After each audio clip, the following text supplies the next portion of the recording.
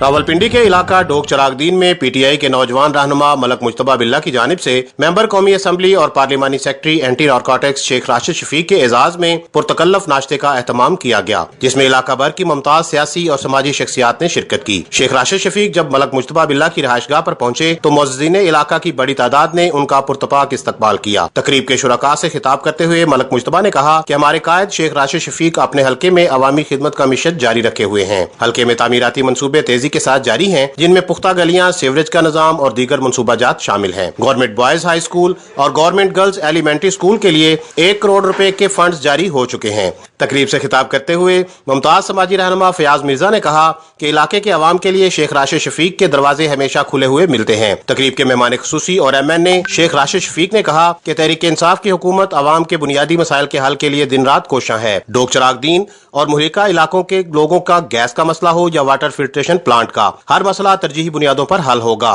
Corona virus के तबाहकुन असरात से आगाह करते हुए शेख राशिद शफीक ने अवाम पर जोर दिया कि वो इस मोहलिक वबा के मुकाबले के लिए हुकूमती हिदायत पर सख्ती से अमल करें। इस मौका पर मुमताज सियासी और समाजी शख्सियात मलक हबीब अहमद, मलक लतीफ, शहरियार जदून, मलिक काशिफ महमूद, मैडम अजरा नौरीन, अजमेर खान, चौधरी जुल्फकार और इलाके की दीगर मुअज़्ज़ज़ शख्सियात भी मौजूद थीं।